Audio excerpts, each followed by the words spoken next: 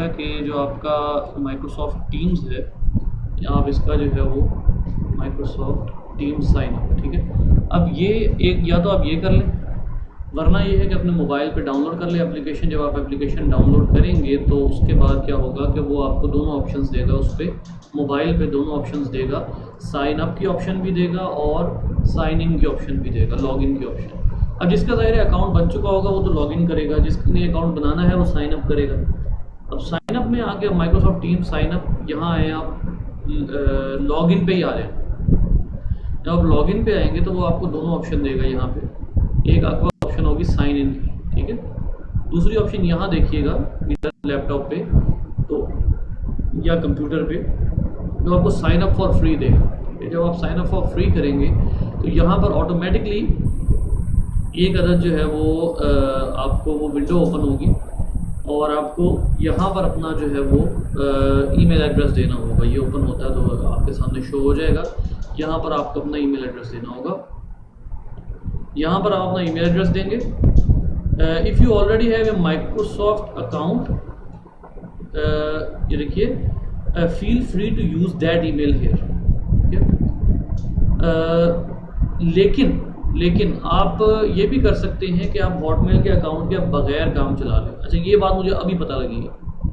मेरा इससे पहले ख्याल ये था कि जो टीम्स है वो सिर्फ हॉटमेल के अकाउंट पे काम करती है या आउटलुक पे। हॉटमेल और आउटलुक सेम चीज़ें हैं, उनमें डिफरेंस नहीं है।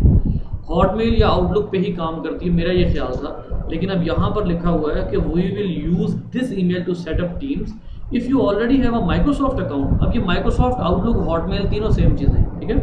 If you already have a Microsoft account feel free to use that email here. यानी अगर आपके पास है हॉटमेल, आउटलुक या माइक्रोसॉफ्ट का अकाउंट, अब आप माइक्रोसॉफ्ट पे हॉटमेल का अकाउंट भी यूज़ कर सकते हैं, माइक्रोसॉफ्ट पे आप आउटलुक का अकाउंट भी यूज़ कर सकते हैं। जो भी आपके पास होगा वो आप यहाँ यूज़ करें और उसको यूज़ करके आप जो है वो आगे अपना जो है वो बना सकते हैं, ठीक है। अच्छा, इसके अलावा अब आइए नेक्स्ट।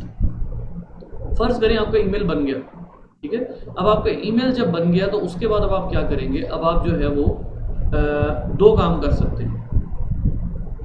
मोबाइल में तो आपको एप्लीकेशन ही करनी है, मोबाइल में ये दो काम नहीं होंगे। मोबाइल में एक ही ऑप्शन है आपके पास कि आप एप्लीकेशन जो है वो डाउनलोड करें।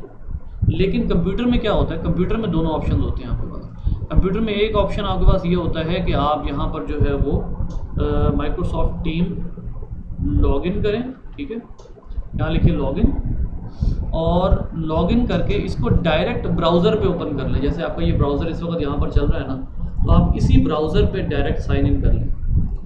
इसी ब्राउज़र पे डायरेक्ट साइन इन कर लें, आपको कंप्यूटर में एप्लीकेशन डाउनलोड करने की ज़रूरत ही नहीं पड़ेगी। एक होता है ना कि एप्लीकेशन डाउनलोड करने की ज़रूरत पड़ रही है वो उस पर मोबाइल पे तो कोई चारा नहीं है। आप एप्लीकेशन डाउनलोड जब तक नहीं करेंगे तब तक आप मोबाइल पर टीम्स यूज़ नहीं कर सकते। लेकिन अगर आपने कंप्यूटर पे टीम्स यूज़ करना है और आप एप्लीकेशन नहीं डाउनलोड करना चाह रहे तो आप डायरेक्ट ब्राउज़र पर जाएं, ब्राउज़र पर जाके sign in to your account आ गए, ठीक है। इसमें अगर आप क्या करेंगे, फॉर एग्जांपल मेरा ये अकाउंट है लेक्चरर फॉर बायोलॉजी @outlook.com, ये मेरा अकाउंट है। मैंने अकाउंट दिया, उसने मुझसे पासवर्ड मांगा,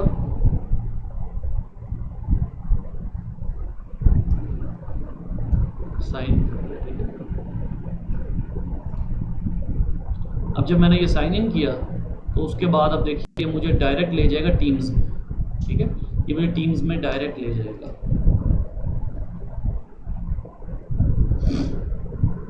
ये ओपन करने में थोड़ी सी देर लगा सकता है क्योंकि टीम्स थोड़ा सा हैवी सॉफ्टवेयर है, सही। तो ये जो है वो आप इसमें लॉगिन करेंगे, उसके बाद ये आपको डायरेक्ट इधर ओपन कर देगा। और डायरेक्ट जब आप इधर ओपन होंगे, अब ये देखिए ये मुझे दोनों ऑप्शंस दे रहा है कि विंडोज़ ऐप ले लें या वेब पे काम कर लें। तो आप जो है वो वेब पे ही काम कर रहे हैं। मैंने वेब वाले पे क्लिक किया तो वो वेब वाले पे मुझे जो है वो लेकर जा रहा है, ठीक है। तो ये भी है, मैं आपको अभी एप्लीकेशन भी दिखाऊंगा, कल भी दिखाई थी, मैं आपको दोबारा भी एप्लीकेशन भी दिखाऊंगा। उस एप्लीकेशन के ज़रिए भी आप जो है वो कर सकते हैं, लॉगिन कर सकते हैं। ये थोड़ी सी देर लगाएगा वेब पे, ठीक है। तो जो लोग लैपटॉप यूज़ कर रहे हैं उनको थोड़ा सा पहले आकर बैठना पड़ेगा ताकि वो लॉगिन हो जाए। जब एक दफ़ा वो लॉगिन हो जाएंगे उसके बाद फिर जो है वो उनको ज़्यादा देर नहीं लगेगी। इनिशियली वो आपके क्रेडेंशियल्स चेक करेगा कि आपका पासवर्ड और आपका ईमेल ठीक है या नहीं। ये उसने माइक्रोसॉफ्ट टीम्स का सिंबल दे दिया, यहाँ से वो अब जो है वो उठाएगा। ये देखिए ये आपकी जो है वो अब क्लास आ गई, ठीक है। ये मैं वैसे ट्राइयाँ मार रहा था इस पर, ये चंद एक चीज़ें यहाँ पड़ी हुई हैं और जो है वो ये देखिएगा आपका जो है वो ये अब आपकी क्लास है इस वक्त सामने आपके, ठीक है। मैंने इस पर जो भी मीट वगैरह जनरेट करना है, जो भी क्लास जनरेट करना है मैं जनरेट कर सकता हूँ। और जो है वो उसके अलावा ये इसमें अट्रैक्टिव चीज़ ये है कि यहाँ पर फाइल्स इसी टीम्स पर आ जाएंगी। हमारे पास गूगल क्लासरूम है, हमारी फाइल्स उस पर भी अपलोडेड हैं ऑलरेडी, लेकिन ये है कि ये जो फाइल्स वाला फोल्डर है ना, इसमें वो सारी फाइल्स ऑलरेडी पड़ी होंगी। अब हमें गूगल क्लासरूम सिर्फ एक चीज़ के लिए चाहिए होता, और वो क्या है, वो है हमारे YouTube लेक्चर के लिंक्स, क्योंकि यहाँ लिंक अपलोड नहीं हो सकते। मैं अगर यहाँ रिकॉर्डिंग करता हूँ ना, तो रिकॉर्डिंग अगर मैं यहाँ सेव रखूँगा तो मेरा अकाउंट है फ्री, वो मुझे 2 GB से ज़्यादा स्टोरेज नहीं देगा। इसका मतलब है 4 लेक्चर्स में वो करूँगा, 4 लेक्चर्स या 2 लेक्चर्स में रिकॉर्ड करूँगा, मेरे अकाउंट की स्टोरेज ख़त्म हो जाएगी। लिहाजा मैं रिकॉर्डिंग फौरी तौर पर डिलीट करनी पड़ेगी। मैं रिकॉर्डिंग डिलीट करूँगा और रिकॉर्डिंग डिलीट करने के बाद फिर मैं जो है वो रिकॉर्डिंग में यूट्यूब पे चढ़ा दूँ, उसका लिंक मैं गूगल क्लासरूम पे दूंगा। अब हमें, अगर हम ये यूज़ करते हैं माइक्रोसॉफ्ट टीम्स, हमें गूगल क्लासरूम ना तो अपनी डॉक्यूमेंट्स के लिए चाहिए जो हमने पहले यूज़ किया, और ना ही हमें गूगल क्लासरूम चाहिए उसके लिए अटेंडेंस के लिए, क्योंकि अब आप लोग जो भी ज्वाइन करेगा वापस जाएगा या ज्वाइन करेगा, उसकी लिस्ट मेरे पास आ जाएगी। वो मैं लिस्ट रोज़ाना डाउनलोड करूँगा, ठीक है। उसके हिसाब से मैं आप लोगों से पूछ सकता हूँ कि आप आज जो है वो आए और फिर चले गए तो क्या वजह हुई, क्योंकि इसमें ये ऑप्शन होती है। अगर मैं अटेंडेंस रिपोर्ट, जैसे यहाँ पर आएगी अटेंडेंस रिपोर्ट, वो भी आपको शो करवाता हूँ। अटेंडेंस रिपोर्ट अगर मैं जो है वो डाउनलोड कर लेता हूँ, इधर आएगी ये अटेंडेंस रिपोर्ट, मुझे सब कुछ बता देगी कौन आया और कौन किस टाइम पे लीव कर गया। ये अटेंडेंस रिपोर्ट इसमें बड़ी अच्छी ऑप्शन आती है। तो ये जो फाइल्स की यहाँ तक बात है, तो मैं ऑलरेडी यहाँ पर डॉक्यूमेंट्स अपलोड कर चुका हूँ। जैसे ये बुक्स एंड नोट्स हैं, ठीक है। इस पर सारी बुक्स आपकी जो गूगल क्लासरूम में पड़ी हुई थी, वही सारी बुक्स अब यहाँ पर भी मौजूद है। ये देखिए सारी बुक्स यहाँ मौजूद हैं। कोई और एक्स्ट्रा बुक चाहिए तो वो भी बता दीजिए, वो भी यहाँ अपलोड हो जाएगी। फिर इसी तरीके से आपके पास जो है वो फाइल्स में अगर आप वापस जाते हैं तो ये आपके पास वो जो मैंने हाइब्रिड ब्रेकडाउन के एक रिसर्च पेपर्स का लिंक्स दिया था, वो यहाँ पर वो भी पड़ा हुआ। तो ये सारा कुछ यहाँ मौजूद है, इस लिहाज से काफ़ी बेटर है। बस एक चीज़ जो है वो मैं देखूँगा अभी कुछ दिन तक कि मुझे जो है वो रिकॉर्डिंग की जो स्टोरेज है उसमें प्रॉब्लम ना आए। रिकॉर्डिंग की स्टोरेज में प्रॉब्लम आई भी तो उसका भी मेरे पास एक ऑल्टरनेट है, वो मैं कर लूँगा। लेकिन ये है कि ये एक इस लिहाज से अच्छी ऑप्शन है। ये तो हो गया आपका वेब वाला, ठीक है। या इसको मैं साइन आउट कर देता हूँ, इसको मैं यहाँ से साइन आउट करता हूँ। दूसरी जो ऑप्शन है वो है टीम्स की, एप्लीकेशन की। यहाँ से मैंने इसको साइन आउट कर दिया। दूसरी ऑप्शन है मेरे पास, अगर मैंने टीम्स लैपटॉप पे डाउनलोड कर ली, ठीक है, तो उस पर ये होगा कि आप जो है वो यहाँ आएंगे। हो सकता है सामने ही बड़ी हो, मैंने स्टार्ट में रखी हुई है यहाँ पे माइक्रोसॉफ्ट टीम्स। ये एप्लीकेशन मैं आपको ओपन करके दिखा देता हूँ। ये ऑलमोस्ट वही चीज़ है, बस थोड़ा सा इसका इंटरफेस खूबसूरत होता है और कोई ख़ास डिफरेंस नहीं है। अगर आप अपने लैपटॉप में टीम्स की एप्लीकेशन नहीं रखना चाह रहे तो कोई मसला नहीं, ठीक है, क्योंकि आप जो है वो डायरेक्ट वेबसाइट पर ओपन कर सकते हैं। वेबसाइट पर ओपन करके वहाँ से क्लास अटेंड कर लें। अगर आपको लगता है कि आपके टीम्स जो है वो लैपटॉप पे होनी चाहिए तो लैपटॉप पे टीम्स रख लें, वो कोई ऐसा ख़ास फ़र्क नहीं आएगा हमारी क्लास के अंदर, ठीक है। सो अब हम जो है वो अभी अपनी अगली बात शुरू करते हैं।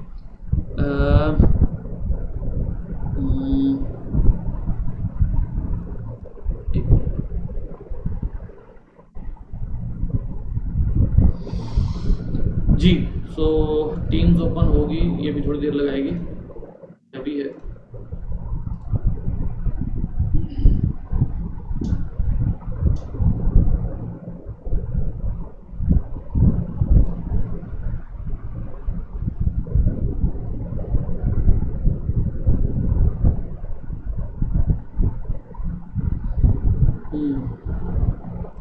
मैं आपको ये सजेस्ट करूंगा कि अगर आपको लगता है कि आप जो है वो लैपटॉप पर यूज़ करेंगे तो आप टीम्स की एप्लीकेशन ना यूज़ करें, आप वेबसाइट यूज़ करें। मोबाइल पे कोई चारा नहीं है आपके पास, you have to download the application, और मोबाइल एप्लीकेशन बहुत ही हल्की है, बड़ी ही लाइट एप्लीकेशन है, तो वो इतना मैटर नहीं करेगी, तो वो कोई इतना बड़ा इशू नहीं क्रिएट करेगी। तो हम जो है वो इसको इस लिहाज से भी देख सकते हैं। अभी हमारे जब ये ओपन होता है तो हम इसको डिस्कस कर लेंगे। अच्छा जी, हमारा अब स्टार्ट हो रहा है, चलिए ओपन हो ही गई है।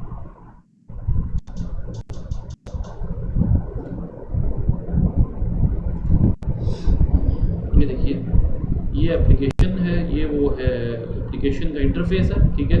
ये जो मेरे कॉलेज में यूज़ होती है ना क्लास, ये वो है HSSC 1, ये वो क्लास है इस वक्त। तो गालबन ये वही है, हाँ जी ये वही क्लास है। तो ये थोड़ा सा डिफरेंट होगा, इसका मामला थोड़ा सा डिफरेंट है। जो मैं यूज़ कर रहा हूँ फ्री, उसका मामला थोड़ा सा डिफरेंट होता है, बट जो भी है आप जो है वो दोनों काम यहाँ पर कर सकते हैं। और जो है वो जब भी मैंने आप ही क्लास लेनी होगी, जाहिर है मैं इससे साइन आउट करूँगा, आप लोग की क्लास में साइन इन हो जाऊँगा।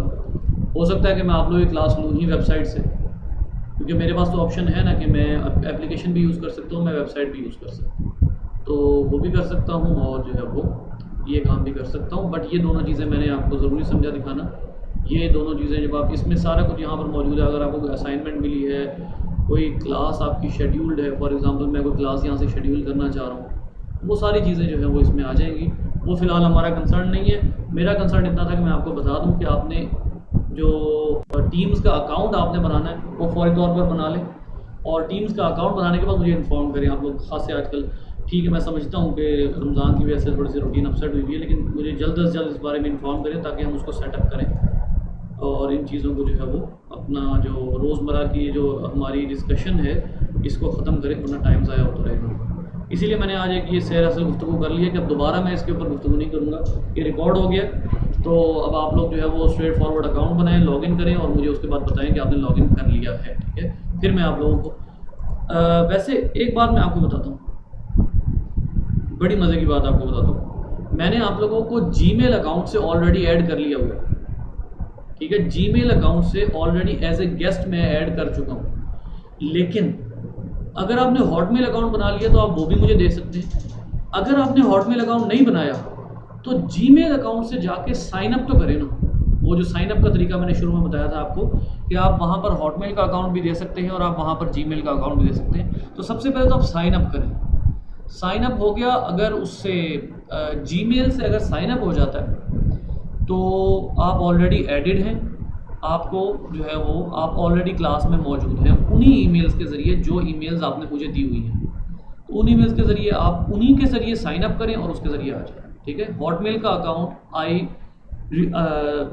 Right now I have come to know कि बगैर हॉटमेल के अकाउंट से भी माइक्रोसॉफ्ट टीम चल जाएगा, तो इट डजेंट मैटर, ठीक है।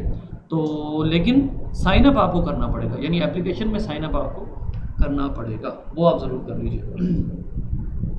जी काफ़ी टाइम आज निकल गया, लेकिन ये ज़रूरी था। कई दिन से मैं सोच रहा था, मैंने कहा चलो आज डिस्कशन कर लेते हैं, क्योंकि ये डिस्कशन 12 लेक्चर्स के दरमियान में होती रहनी थी, तो एक ही दफ़ा कर लेना बेहतर था। बेटा जी, अगर हम जो है वो यहाँ एक दफ़ा अपना जो है वो दोबारा से रिपीट करते हैं तो हमें अच्छे तरीके से अंदाज़ा है कि हम कहाँ तक पहुँचे थे। हमने चैप्टर नंबर 24 ख़त्म कर लिया था and I was really amazed जब मैंने आज बुक ओपन की और मैंने अगला चैप्टर निकाला तो मैं खुद हैरान रह गया कि वी हैव कम सो फार कि हम 25th चैप्टर पे पहुंच गए। जब मैंने ये स्टार्ट किया था मैं उस वक़्त तक ऐसा सच नहीं सोच सकता था कि मैं चैप्टर नंबर 25 तक भी आ जाऊंगा, ठीक है। तो अल्हम्दुलिल्लाह चैप्टर नंबर 25 आज स्टार्ट हो रहा है और इसके अगरचे चैप्टर्स टोटल जो हैं वो हैं आई थिंक 54 या 55, but we have come approximately in the half. तो it is a bit encouraging, बहुत हौसला हुआ मुझे ये देख के कि ऐसी भी बात नहीं है कि हम कोई छक मार रहे हैं अंधेरे में। जी 56 चैप्टर्स हैं, बल्कि हम ऑलमोस्ट जो है वो दरमियान में आ चुके हैं, मिडल में हैं ऑलमोस्ट। तो ये एक बड़ी हौसला अफजा बात थी मेरे लिए। और दूसरी बात जहाँ तक है कि हम ये हमारा एवोल्यूशनरी जो हम एवोल्यूशन पढ़ रहे थे, एवोल्यूशनरी पर्सपेक्टिव पढ़ रहे थे, उसका ये हमारा लास्ट चैप्टर है और इसमें वो चीज़ें हमने पढ़नी हैं जिनमें ख़ास तौर पे एक बात फोकस हुई हुई, और वो क्या है बेटा, वो है हाइपोथेसिस। देखिए ये जो चैप्टर है ना, इसमें आपको एक चीज़ बड़ी कसरत से नज़र आएगी और वो है हाइपोथेसिस रिगार्डिंग, जिसको आप कहते हैं hypothesis regarding origin of life. याद रखिए कि बहुत लिहाज से आपकी एवोल्यूशन की थ्योरी जो है वो बड़े बड़े स्ट्रॉन्ग दलाइल देती है आपको, पैलियोंटोलॉजिकल, एम्ब्रियोलॉजिकल, मॉलिक्यूलर, ये सारे के सारे दलाइल आपको जो है वो फॉसिल ये बात कर ली मैंने उसकी। तो ये जो तमाम चीज़ें हैं ये तो तब के जो हैं वो तब की थ्योरीज हैं जब आपको हार्ड पार्ट्स मिलना शुरू हुए, हार्ड पार्ट्स आपको मिलना शुरू हुए या आपको रिमेनिंग्स मिलना शुरू हुई, किसी भी तरह की रिमेनिंग्स आपको मिलना शुरू हुई, एवोल्यूशनरी थ्योरी इनके ऊपर खड़ी हुई है, ठीक है। लेकिन अब एक प्रॉब्लम है और वो क्या है, वो ये है कि एवोल्यूशनरी थ्योरी का आगाज़ एक्चुअली कहाँ से होता है? आगाज़ होता है हाइपोथेसिस से। और वो हाइपोथेसिस क्या है? वो हाइपोथेसिस ये है कि ऑरिजिन ऑफ लाइफ आखिर हुआ कैसे। ये वो चीज़ है जो बेसिकली हमारे इस चैप्टर के आगाज़ को या एवोल्यूशन के थ्योरी के आगाज़ को एक मतलब यूँ कह लीजिए अंधेरे में तीर बना देती है। एवोल्यूशनरी पर्सपेक्टिव के लिहाज से जो लोग सबसे ज़्यादा ऑब्जेक्शन करते हैं ना, वो करते ही ऑरिजिन ऑफ लाइफ के हवाले से, क्योंकि हम आम तौर पर हमें जो बिलीफ होता है ना, या हम बिलीफ नहीं कहना चाहिए, हम जो अपना कॉन्सेप्ट बिल्ड करते हैं उसमें सबसे ज़्यादा स्ट्रॉन्ग दलील जो हमारे पास होती है वो हमारे पास सारे दलाइल वो हैं जिसमें हमारे पास सबूत बाकायदा मौजूद है, फॉसिल्स की सूरत में, जीन्स की सूरत में, मॉलिक्यूल्स की सूरत में, प्रोटीन्स की सूरत में, इसी तरीके से जो है वो एम्ब्रियोलॉजी की सूरत में, मॉर्फोलॉजी की सूरत में, अनाटॉमी की सूरत में हमारे पास दलाइल मौजूद है। But what about those organisms जिनके हवाले से हमारे पास कोई सबूत मौजूद है ही नहीं, हमें पता ही नहीं है कि वो जो ऑर्गेनिज्म हैं उनकी रियल एग्जिस्टेंस क्या थी, या उनके बारे में हमारे पास कोई बहुत स्ट्रॉन्ग दलील मौजूद नहीं है। अगर आप बाकी तमाम एवोल्यूशनरी प्रोसेस को बहुत स्ट्रॉन्ग दलील मानते हैं तो ये जो आगाज़ है एवोल्यूशनरी थ्योरी का, इसमें जो ओरिजिन है इसके बारे में आप थ्योरी प्रपोज नहीं कर सकते, आप हाइपोथेसिस ज़रूर प्रपोज कर सकते हैं। हाँ, उन हाइपोथेसिस को एक्सपेरिमेंट से गुजारा जा सकता है, उन हाइपोथेसिस का सबूत लिया जा सकता है। जैसे आप यहाँ पर भी देखेंगे कुछ ऐसे साइंटिस्ट्स थे कि जिन्होंने लैब में organic molecule out of nowhere create कर लिए, इनऑर्गेनिक कंपाउंड्स दे के ऑर्गेनिक मॉलिक्यूल्स क्रिएट कर लिए। और उससे भी अगला स्टेप क्या था कि उन्होंने ऑर्गेनिक मॉलिक्यूल्स क्रिएट कर देने के बाद उन्होंने उसको वेजिकल की शक्ल भी दे दी। वेजिकल, अब ये जो सेल होता है, जाहिर सी बात है एक सेल क्या चीज़ है, एक सेल जो है उसको अगर आप एक इनिशियल सेल देखेंगे तो वो एक वेजिकल है, ठीक है। कोई भी वेजिकल, कोई भी सेल जो है वो इनिशियली वेजिकल था, जिसको एवोल्यूशनरी ज़बान में क्या कहा जाता है, जिसको एवोल्यूशनरी ज़बान में कहा जाता है प्रोटोसेल। तो साइंटिस्ट लैब में ये काम कर तो चुके हैं, बट प्रॉब्लम क्या है? प्रॉब्लम ये है बेटा कि बहुत से सवालात अभी भी रहते हैं जो इन तमाम एक्सपेरिमेंट्स को हाइपोथेसिस के लेवल से ऊपर नहीं जाने दे रहे। अब हाइपोथेसिस प्रूफ हो गया है तो ज़रूरी नहीं है कि वो थ्योरी लेवल पे जाएगा, बल्कि अभी आप उसको मज़ीद परखेंगे, अभी आप उसको मज़ीद देखेंगे। ये वो चीज़ें हैं जिसकी वजह से हम ये कहते हैं कि ये जो आपका ये जो हाइपोथेसिस, ये जो एवोल्यूशन के ओरिजिन ऑफ लाइफ है, इसके हवाले से मेजरली हमारे पास जो हैं वो हाइपोथेसिस हैं, ना कि हमारे पास जो है वो कोई पर्टिकुलर थ्योरी मौजूद है।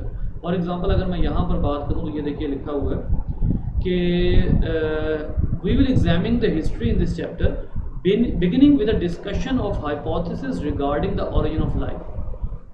This is the most speculative topic of the entire unit because no fossil evidence of that seminal episode exists. अभी तक ऐसा कुछ एग्जिस्ट नहीं कर रहा जिसको हम बाकायदा कोई वो कहें कि ये हमारे पास कोई ठोस सबूत है, हाइपोथेसिस है। तो बात बहरहाल यही है कि हमें आगाज़ के हवाले से क्योंकि बहुत ज़्यादा इंफॉर्मेशन नहीं है, और मेरा मतलब अभी तक की इंफॉर्मेशन के मुताबिक, अभी तक के जो दलीलें हैं उसके मुताबिक हमारे पास वो इंफॉर्मेशन मुस्तकबिल करीब में आना पॉसिबल भी नहीं। रॉक्स की इंफॉर्मेशन हमारे पास आ सकती है क्योंकि रॉक्स जो है वो लिविंग ऑर्गेनिज्म नहीं होते, रॉक्स को डिकम्पोज नहीं किया जा सकता, जबकि लिविंग ऑब्जेक्ट्स डिकम्पोज हो जाते हैं। इस हवाले से हमारे पास ज़्यादातर जो है वो हाइपोथेसिस मौजूद हैं और उन्हीं को हम यहाँ पर डिस्कस अप करने वाले हैं। सबसे पहले तो condition on early earth made the origin of life possible. सबसे पहले तो इसको हम देखते हैं, ये क्या चीज़ है। बेसिकली वो चीज़ें, वो स्टेप बाय स्टेप बातें जिनको हम हाइपोथेसिस का दर्जा दे रहे हैं, बेसिकली वो यहाँ पर मौजूद है। इनमें से सिर्फ एक आखिरी है जिसको आप थ्योरी कह सकते हैं। ये भी हाइपोथेसिस है, ये भी हाइपोथेसिस है, ये भी हाइपोथेसिस है, और हाँ जी ये भी हाइपोथेसिस है। ये चार वो चीज़ें हैं जिनको सबसे सूटेबल ग्रुप्स ऑफ हाइपोथेसिस कहा जा सकता है। यानी सबसे पहले जो आपको नज़र आ रही है चीज़ वो क्या है, वो है ए बायोजेनेसिस टू बायोजेनेसिस, जिसके हवाले से बड़ी ही ज़बरदस्त गुफ्तगू, बड़ी ज़बरदस्त बहस चलती रही है। ए बायोजेनेसिस टू बायोजेनेसिस, ये पहला पॉइंट। अब ये इसके अंदर एक बंच ऑफ हाइपोथेसिस मौजूद है। मतलब ए बायोजेनेसिस टू बायोजेनेसिस अपने आप में हाइपोथेसिस हो ना हो, लेकिन इसके अंदर जो डिस्कशन है वो ज़्यादातर किस पर मुश्तमिल है, हाइपोथेसिस पर मुश्तमिल है कि एक इम्कान ये है कि ये हुआ होगा, एक इम्कान ये है कि ये हुआ होगा, और एक इम्कान ये है कि ये हुआ होगा। ज़्यादातर जो है वो हाइपोथेसिस है। फॉर एग्ज़ाम्पल अभी अगर आप देखते हैं तो एक चीज़ जो हम बड़े वसूख से पढ़ते आए हैं वो है हाइड्रोथर्मल वेंट्स, ठीक है। जैसे यहाँ पर फर्स्ट ऑफ ऑल, खैर अभी इतनी आगे हम गुफ्तगू को नहीं लेकर जाते, अभी फ़िलहाल हम अर्ली अर्थ के हालात को डिस्कस करते हैं कि सबसे पहले जो है वो कहा यह जाता है कि जो बिग बैंग होता है वो आपका बिग बैंग ऑलमोस्ट जो है वो 13.5 बिलियन ईयर्स अगो जो है वो बिग बैंग होता है, और अर्थ जो है उसकी पैदाइश कब होती है, अर्थ की पैदाइश होती है 4.6 बिलियन ईयर्स अगो।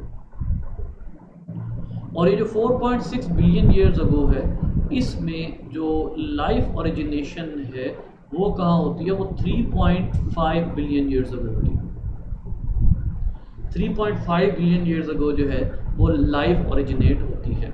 अब ये जो सारा वक्फा है, इस दौरान क्या चेंजेस आई, बेसिकली ये हमारा मकसद है नहीं, लेकिन हम इसको थोड़ा सा डिस्कस करेंगे। मुझे ये जो साल मैंने आपको बताया है ना कि कितना अरसा पहले बिग बैंग हुआ और कितना अरसा पहले लाइफ ओरिजिनेट होती है हमारे ख्याल में, उससे मुझे पिछले चैप्टर की एक बात याद आई।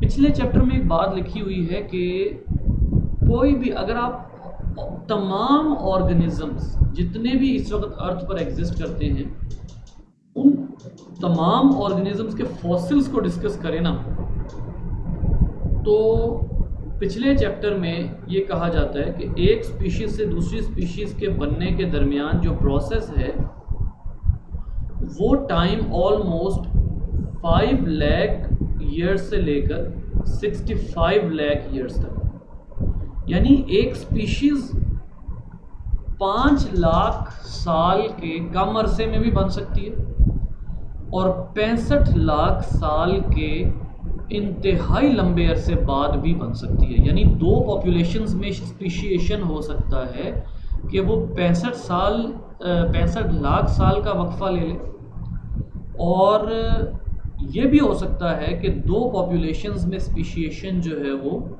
5 लाख साल का अरसा ले या इसके दरमियान का अरसा ले। ये पिछले चैप्टर में मेंशन है।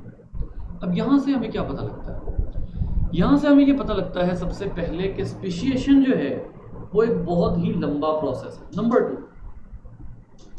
अर्थ पे लाइफ का आगाज़ बिलियन ईयर्स में है, और बिलियन ईयर्स के हवाले से हमारे एवोल्यूशन में जब पहला चैप्टर था तो मैंने आपको बताया था कि जो 1 बिलियन है that is equal to 1000 million. 1000 million, ठीक है। इस 1000 मिलियन में 1000 मिलियन है, फिर आपकी जो अर्थ की तारीख़ है वो 3.6 बिलियन ईयर्स है। अब ये जो 1000 मिलियन है इसमें जो कम से कम टाइम है वो 5 लाख साल है, ठीक है, अगर तमाम ऑर्गेनिजम्स को देखा जाए। अब इस कम से कम टाइम के हवाले से भी थोड़ी सी आपको यहाँ पर मैं एक दो चीज़ें दिखा देता हूँ, क्योंकि स्पीशिएशन को इससे जोड़ना बड़ा ज़रूरी है। जैसे यहाँ पर लिखा हुआ है कि जी ये देखिए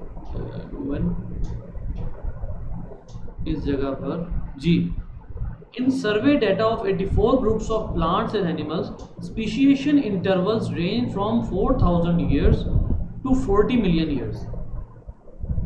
अच्छा, ये एक ऐसी चीज़ है कि जो आपको परेशान करेगी, क्योंकि मैंने आपको क्या कहा है, मैंने आपको 5 लाख साल कहा है कम से कम, लेकिन जो यहाँ पर लिखा हुआ है वो ये है कि तकरीबन कितना सैंपल साइज़ है 84 groups of plants and animals. इनको जब डिस्कस किया जाता है तो पता ये लगता है 4000 साल से 40 मिलियन ईयर्स, ठीक है। अच्छा,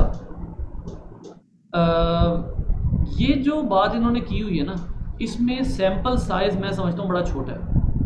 सर्वे ऑफ डाटा, ये सर्वे डाटा है, ठीक है, लेकिन ओवरऑल बात वो क्या कर रहा है, ओवरऑल बात वो ये करता है कि the time between speciation events averaged 6.5 million years. अब ये 6.5 मिलियन ईयर्स एक्चुअली 65 लाख साल बनेंगे, and was rarely less than 5 lakh years. यानी अगर आप तमाम ऑर्गेनिजम्स का टाइम डिस्कस करें, जितने भी ऑर्गेनिजम्स हैं उन सब का टाइम आप डिस्कस करते हैं ना, तो तकरीबन जो है वो स्पीशिएशन के दरमियान में टाइम इतना बनता है। ये जो डाटा है ये बहुत कम एनिमल्स, जैसे इन्होंने बात की हुई है प्लांट्स की, प्लांट्स में स्पीशिएशन बहुत जल्दी हो जाती है। इसी तरीके से एनिमल्स में भी उन एनिमल्स की बात की हुई है जो लोअर एनिमल्स हैं, जैसे ऑर्थ्रोपोड है, ऑर्थ्रोपोडा, इनमें बहुत क्विक स्पीशिएशन होती है, बहुत जल्दी एवोल्यूशन आती है। नीमाटोडा, इनमें बहुत जल्दी स्पीशिएशन आती है। तो जहाँ तक बात है कि in a survey of data from 84 groups of plants and animals speciation intervals range from 4000 years to 40 million years. अब ये एक बड़ी अजीब सी बात है, एक और बात और कीजिए, यहाँ पर बात हुई है ज़्यादा से ज़्यादा 65 लाख साल, 6.5 ईयर्स। यहाँ बात हुई है 40 मिलियन, 40 मल्टीप्लाइड बाय 10 लाख, ये 65 लाख साल से भी कहीं ज़्यादा का अरसा बन रहा है, 40 मिलियन, ठीक है। लेकिन वो कहता है कि स्पीशिएशन को टोटल अरसा जो है वो इतना लगा है, ठीक है, और लेकिन ये है कि एक स्पीशीज़ का दूसरी स्पीशीज़ से अलहदा होने में तकरीबन कम से कम 5 लाख साल और ज़्यादा से ज़्यादा 65 लाख साल जो है वो लग सकते हैं। तो आप अर्थ की तारीख को अगर इसके साथ मैच करते हैं ना, तो बहुत से ऐसे ऑर्गेनिजम्स हैं जो जल्दी स्पीशिएट हो जाते हैं, जो जल्दी एक दूसरे से अलहदा स्पीशीज़ काउंट होना शुरू हो जाते हैं, और बहुत से ऐसे होते हैं जिनको देर लगती है, ठीक है। जिनको देर लगती है, जाहिर सी बात है कि वो ग्रेजुअलिज्म, हमें पता है कि जी उनको ग्रेजुअल चेंज आया। तो लेकिन यहाँ पर मैं इन चीज़ों में थोड़ा सा ना वो समझता हूँ, यहाँ पर थोड़ी सी एम्बिग्विटी है, थोड़ी सी गलती भी है, क्योंकि हमें बाज़ औक़ात ये लगता है कि एक स्पीशीज़ के बनने में बड़ा लंबा अरसा लगता है, लेकिन सम टाइम हमें ये भी पता लगता है कि वो स्पीशीज़, एक स्पीशीज़ दूसरी स्पीशीज़ से तकरीबन 20,000 साल बाद या 35,000 साल या 30,000, 1 लाख साल बाद भी एक स्पीशीज़ दूसरी से अलग हो जाती है, ठीक है। तो यहाँ पर जो स्टेटमेंट है ना वो बड़ी एम्बिगुअस सी है। इस स्टेटमेंट को इस लिहाज से देखना चाहिए कि ये इन्होंने एक अंदाज़ा बताया और इससे कम भी हो सकता है, इससे ज़्यादा भी हो सकता है, ये एक एवरेज सा अंदाज़ा इन्होंने हमें स्पीशिएशन से मुतालिक बताया। खैर वापस आते हैं। तो पता ये लगता है कि जो अर्थ का आगाज़ है वो तकरीबन होता है 4.6 बिलियन ईयर्स अगो, और उसके बाद हमें जो है वो मिलती है लिविंग ऑर्गेनिज्म, वो ऑलमोस्ट 3.6 बिलियन ईयर्स अगो हमें जो है वो यहाँ पर मिलती है। यहाँ पर वो कहते हैं कि इनिशियली क्या था, इनिशियली जो अर्थ का एनवायरनमेंट था वो रिड्यूसिंग था। ये देखिए, as earth cooled the water vapour condensed, इन्होंने क्या कहा, independently hypothesize that early atmosphere was reducing. Reducing environment था। रिड्यूसिंग एनवायरनमेंट का मतलब ये है कि एक जो मॉलिक्यूल था वो दूसरे मॉलिक्यूल में इलेक्ट्रॉन ऐड कर सकता था और खुद ऑक्सीडाइज हो जाता था। रिड्यूसिंग एनवायरनमेंट था। अब इस रिड्यूसिंग एनवायरनमेंट में जो चीज़ हमें बहुत ज़्यादा नज़र आती है ना, वो ये है कि अगर ए मॉलिक्यूल है वो बी मॉलिक्यूल के साथ को एक अपना इलेक्ट्रॉन इसको देता है, तो इसका मतलब ये है कि ये दोनों जो हैं ये आपस में जुड़ भी सकते हैं और ये दोनों आपस में वीक लिंकेज के जरिए भी, जैसे आयोनिक बॉन्ड है उसके जरिए भी जुड़ सकते हैं। यानी बेसिकली रिड्यूसिंग का मतलब क्या है, इसको अगर आप यहाँ पर देखें तो रिड्यूसिंग का मतलब है जी, ये देखिए, in which organic compounds could have form from simpler molecules. अब ए प्लस बी, अगर ए बी को रिड्यूस कर देता है तो ये ए बी जो है ये एक वो बन जाता है, एक अदद ऑर्गेनिक मॉलिक्यूल बन जाता है। तो ये जो दो साइंटिस्ट ऊपर लिखे हुए हैं, इनका ख्याल ये था कि जो अर्थ का इनिशियल एनवायरनमेंट था वो रिड्यूसिंग था, जिसमें दो मॉलिक्यूल्स में से एक दूसरे को इलेक्ट्रॉन देने की सलाहियत रखता था, जिसकी वजह से खुद वो ऑक्सीडाइज हो जाता था, दूसरा रिड्यूस हो जाता था, लेकिन दोनों बॉन्ड्स बना के एकदम जो है वो कंबाइन हो जाते थे। तो सिंपलर कंपाउंड से मल्टीपल सिंपलर कंपाउंड से कॉम्प्लेक्स कंपाउंड्स बनने का जो प्रोसेस है उसके अंदर जो रिड्यूसिंग एनवायरनमेंट है उसने काफ़ी हेल्प आउट किया। यानी पहले इनऑर्गेनिक कंपाउंड थे, आहिस्ता आहिस्ता रिडक्शन की वजह से क्या बनते गए, ऑर्गेनिक कंपाउंड्स बनते गए। अब यहाँ पर इस बारे में ये भी लिखा हुआ है कि इस तमाम रिएक्शन के लिए सूटेबल हालात लाइटनिंग और यूवी रेडिएशंस जो है वो क्रिएट होती हैं।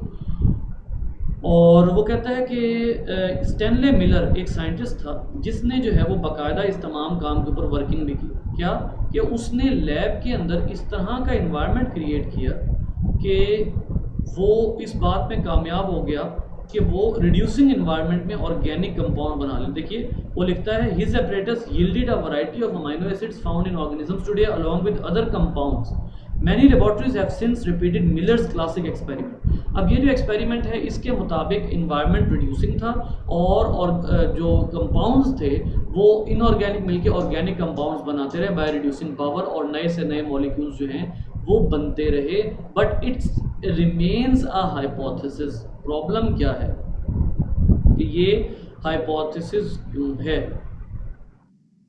अब यहाँ पर प्रॉब्लम ये आता है कि कुछ साइंटिस्ट ये कहते हैं कि जो अर्थ का एनवायरनमेंट था वो रिड्यूसिंग से ज़्यादा ऑक्सीडाइजिंग था, कि ज़्यादा कंपाउंड्स वो थे जो दूसरे कंपाउंड में से इलेक्ट्रॉन को रिमूव कर लेते थे। दोनों बातें ऑलमोस्ट एक दूसरे का ऑपोजिट हैं, लेकिन अगर ये दोनों हालात भी अर्थ पर उस वक्त थे तो दोनों ही बॉन्डिंग के लिए फेवरेबल हैं। देखिए बॉन्डिंग में क्या होता है, बॉन्डिंग में अक्सर ये होता है कि दो कंपाउंड्स जब बॉन्ड बनाते हैं तो उनमें से एक कम्प्लीटली या पार्शली रिड्यूस हो जाता है। मैं अगर आपको जो है वो एक और मिसाल दूँ, फॉर एग्जांपल एक कंपाउंड है ए, एक कंपाउंड है बी, ठीक है। आप कहते हैं कि ए और बी ने आपस में बॉन्ड बनाया है, लेकिन ए का इलेक्ट्रॉन तो उसके न्यूक्लियस के क्लोज है, बी का इलेक्ट्रॉन उसके न्यूक्लियस से दूर चला गया, ठीक है, जिसकी वजह से बी पे क्या आ गया है, पार्शियल पॉजिटिव चार्ज आ गया। तो अब अगर आप इस सूरत हाल को भी देखते हैं तो बी ए को रिड्यूस कर रहा है, ए बी को ऑक्सीडाइज कर रहा है, तो ये कोई ऐसी वो नहीं है, बहुत अनोखी बात नहीं है, बल्कि ये दोनों एक दूसरे के ऑपोजिट हैं, लेकिन दोनों ही फेवर में हैं कि इनऑर्गेनिक से कंपाउंड क्या बन जाए, ऑर्गेनिक बन जाए। फॉर एग्जांपल एक और हाइपोथेसिस क्या कहता है, वो ये कहता है कि हाँ कि अर्थ का एनवायरनमेंट ना रिड्यूसिंग था ना ऑक्सीडाइजिंग था। एक और बात भी आ जाती है, वो कहता है कि in addition small pockets of early atmosphere such as those near opening of volcanoes may have been reducing. वो कहता है कि ज़्यादातर एनवायरनमेंट जो है वो न्यूट्रल था, नॉर ऑक्सीडाइजिंग नॉर रिड्यूसिंग। अगर ऐसा होता, अगर ऐसा हो, अब यहाँ पर सवाल ये पैदा होता है कि अगर एनवायरनमेंट न्यूट्रल होता है तो ना तो किसी कंपाउंड की ऑक्सीडेशन होगी और ना किसी कंपाउंड की रिडक्शन हो। बात पे गौर कीजिए, अगर इन्वायरमेंट रिड्यूसिंग हो, ना एक कंपाउंड दूसरे को ऑक्सीडाइज करे, ना एक कंपाउंड दूसरे को रिड्यूस करे, ऐसी सूरत में क्या होगा? ऐसी सूरत में जो कंपाउंड्स के बॉन्डिंग है वो तो होगी नहीं। आप ये बात बड़े अच्छे तरीके से समझ सकते हैं कि जब कोवेलेंट बॉन्ड बनता है तो उसमें भी किसी न किसी हद तक आप कहते हैं कि दोनों के दोनों अपना इलेक्ट्रॉन शेयर कर रहे होते हैं। वो भी किस वजह से? क्योंकि थोड़ी बहुत रिड्यूसिंग पावर या ऑक्सीडाइजिंग पावर दोनों में होती है। ठीक है, अब जब ऐसी सूरत हाल में आप कहेंगे कि इन्वायरमेंट न्यूट्रल है, इसका मतलब है इससे एक और बात खुलती है, और वो क्या खुलती है कि पूरी अर्थ पे हालात ऐसे नहीं थे जो ऑर्गेनिक कंपाउंड्स बनाते हैं। ये वो बात है बेसिकली जो यहाँ पर की जा रही है कि अगर आप ये कहें कि अर्थ के इन्वायरमेंट पूरा ही रिड्यूसिंग था, इसका मतलब है अर्थ पे तो कई जगह पे लाइफ बननी चाहिए थी।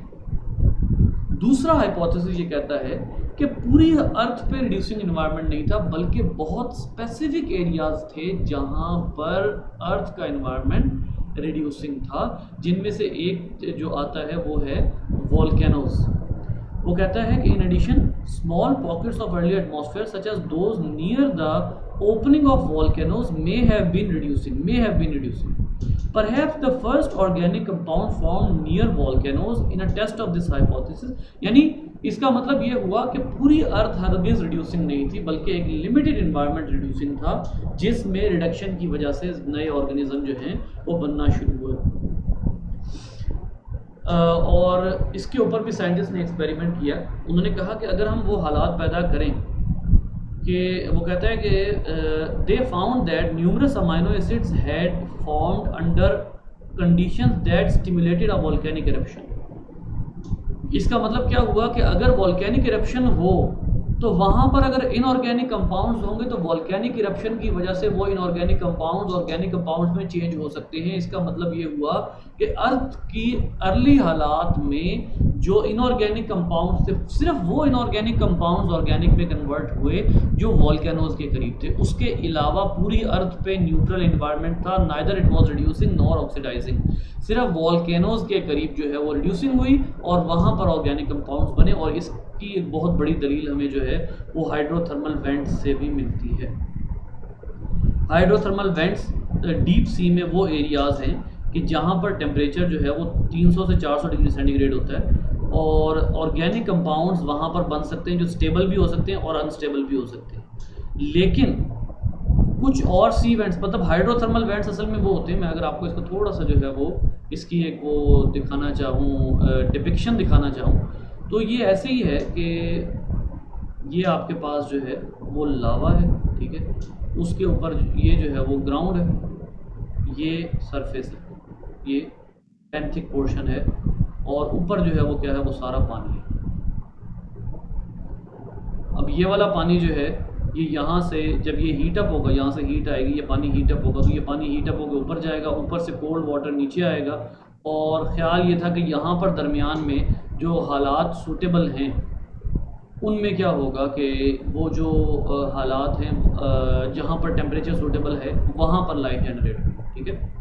और हाइड्रोथर्मल वेंट्स के हवाले से एक और बात भी की जाती है, मैंने क्योंकि वाइट बोर्ड नहीं खोला हुआ इसलिए मुझे थोड़ा सा प्रॉब्लम आ रहा है कि हाइड्रोथर्मल वेंट असल में ऐसा एक वेंट होता था, समंदर की तह में कुछ जगहों पर पानी जो है वो समंदर का जो फ्लोर था उससे नीचे चला जाता था। जैसे ये है ना, ये है समंदर, ये समंदर का पानी, ये समंदर का पानी है और यहाँ से थोड़ा सा पानी फ्लोर से नीचे जाता था और यहाँ पर भी पानी मौजूद है, ठीक है। और उसके बाद जो है वो ये जो आपका ये सॉरी नीचे जो है ये एरिया, ये सरफेस है, ये फ्लोर है, ये दूसरा फ्लोर है और उसके नीचे क्या मौजूद है, यहाँ पर मौजूद है लावा। ये वाला पानी हीटअप होता है, ये वाला पानी हीटअप होकर बाहर निकलता है। अब ये जो चिमनी बनी हुई है बेसिकली ये क्या है, ये वेंट है। वेंट का मतलब होता है एग्जिट। ये जो चिमनी से बनी हुई है ये वो वेंट है और ये कहता है कि यहाँ पर इस जगह पर कहीं वॉल्केनिक इरप्शन कह लीजिए या वाटर इरप्शन कह लीजिए, इस जगह पर कहीं लाइफ ओरिजिनेट हुई है। लेकिन पता ये लगता है कि जो लाइफ ओरिजिनेट की जगह है, ओरिजिनेशन की जगह है, वहाँ पर टेम्परेचर ऑलमोस्ट जो है वो 300 से 400 डिग्री सेंटीग्रेड तक है, ठीक है। ऐसी सूरत में कुछ और वेंट्स भी हैं जिनमें टेम्परेचर 40 से 90 डिग्री सेंटीग्रेड है और वहाँ पर ऑर्गेनिक कंपाउंड्स का सर्वाइव करना ज़्यादा सूटेबल है as compared to hydrothermal vents.